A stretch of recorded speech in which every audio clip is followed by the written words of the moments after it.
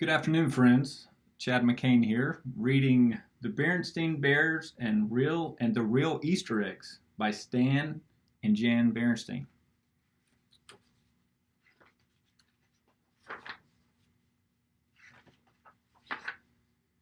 19, 20, 21, 22, 23. How about that, said Sister Bear. I got 23 Valentines at school today. 7 signed with names, 8 guess who's, and 8 swacks. Brother smiled. He knew that there were 24 cubs in Sister's class, and Teacher Jane made every cub give every other cub a Valentine. But Sister was enjoying her Valentines so much that he didn't say anything. Besides, he'd gotten quite a few himself. I just love holidays, said Sister. I wish every day was a holiday. Then you could get stuff every day. Oh, said Mama, who'd been listening. Is that all holidays mean to you? Getting stuff? Sure, said Sister. You get turkey, stuffing, and pumpkin pie on Thanksgiving, presents on Christmas, and Valentine's on Valentine's Day. What's wrong with that? What's wrong with that, said Mama, is that holidays are about much more. Thanksgiving is about being thankful. Christmas is about goodwill and peace on earth. And Valentine's Day is about love and friendship. What do you think about that, my dear? Asked Papa. Where did Sister go? He said, looking around. She went into the kitchen, said Brother, which Sister had. She'd gone into the kitchen to look at the calendar on the wall. She was looking ahead for holidays. She looked at the rest of February, and there weren't any more big holidays in February. She looked at March. She didn't see any big holidays in March either. But then she looked at April, and right there in April was a really big holiday. Easter! Yum, she thought. Coconut eggs and jelly beans, chocolate bunnies, yum, and double yum. I'm not sure about coconut eggs. I don't know where that came from. I've never had a coconut egg. That night, Sister fell asleep while visions of jelly beans and chocolate bunnies danced in her head. That sounds like the Christmas one. I don't know if you do that. But it was still winter, and when she woke up the next morning, she forgot about Easter and spring because there was a new blanket of snow covering the earth. Wonderful snow to sled on, to make forts out of, to make angel wings in. But Mother Nature hadn't forgotten. And while brother, sister, and their friends sledded and made forts and angel wings, she was getting ready for a whole new season. As the winter winds died down and the sun began to ride higher in the sky, signs of spring began to appear. The big icicles of winter dropped from roofs and stuck like swords in the last of the melting snow. You see the swords? That's some big icicles. I've never seen them that big before. Robins began looking for places to build their nests, and blue and yellow crocuses peeped through the softening earth. There they are. Peep. And it wasn't very long before reminders of Easter began to appear in supermarkets, ta-da, and on television. But it was the big billboard in the town square that got Sister and Brother really excited about Easter. This is what it said. Coming soon, the giant Beartown Easter egg hunt. Don't miss it. All cubs welcome. Prizes, prizes, prizes. Delicious chocolate Easter eggs. Jelly beans, jelly beans, jelly beans. Gigantic chocolate bunnies. Every cub will win a prize. All prizes on display in window of the Beartown General Store. Look, said Brother. It says the prizes are on display in the window of the Beartown General Store. And were they ever? There were more jelly beans you could ever count. Sugar-trimmed and dark chocolate. Coconut-filled eggs with sugar roses. I don't even know what that is. And violets on them. Life-size, that's big. Milk chocolate bunnies, and one chocolate bunny as big as Brother Bear himself. Ooh, that's a big bunny. Happy Easter indeed. This was going to be the biggest, best, most delicious Easter ever. Brother and sister were so excited they ran all the way home. Mama was in the treehouse front yard. Sister, said Brother, you tell Mama about the big Easter egg hunt while I go find Papa and tell him. Look at that. They're working together. Mama, Mama, sputtered Sister. She was so excited and out of breath she could hardly talk. Now, my dear, said Mama, I know that what you want to tell me is very exciting, but I'm sure it can wait until you catch your breath. Meanwhile, I've got some exciting things to show you. But, Mama, protested Sister. Just look here, said Mama, kneeling down. See these little blue and yellow flowers? They're from the crocus bulbs I planted last fall.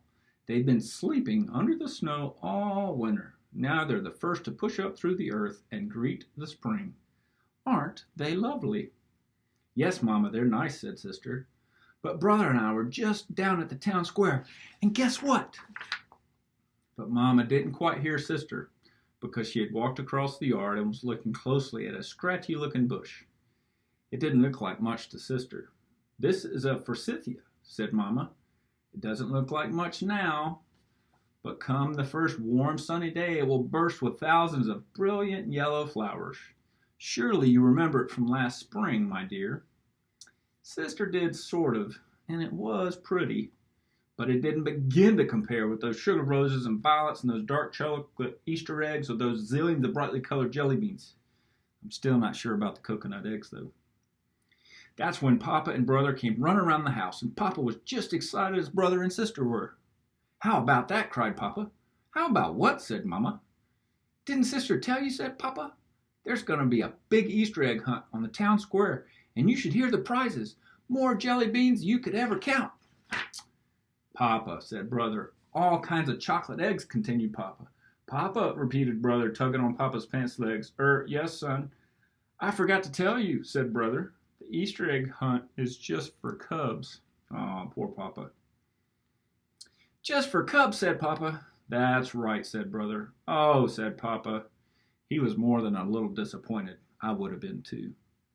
Papa was crazy about jelly beans, especially the black ones. Ooh, those are licorice. You guys like the licorice ones? Me, not so much. I like the red and green ones. Mama sighed. She looked at Papa and the cubs. Mama was a little disappointed too. The day of the Easter egg hunt dawned bright and early. Sister, Brother, and dozens of their friends were on the town square waiting for Mayor Honeypot to give the signal for the hunt to begin. They had bags and baskets of every shape to gather the eggs. Brother and Sister were especially well prepared. They each had a big old basket, the better to carry the eggs they would find. When the mayor gave the signal, it was helter-skelter. Now, if you don't know what that means, it was pandemonium. It was chaos. Gather, gather, here an egg, there an egg, everywhere an egg. That sounds like old MacDonald had a farm. But Brother and Sister had a plan. They were strategizing. Instead of hunting where the other cubs were, they quickly moved to the woods at the edge of the square. "Here's a red one, and a pink one, and a green one," shouted Sister as she popped the eggs into her basket. "And here's an orange one, and a yellow one, and a lavender one," cried Brother as he popped them into his basket. A little while later, Brother noticed that Sister had become very quiet. He turned and saw her standing ever so still, looking into some bushes.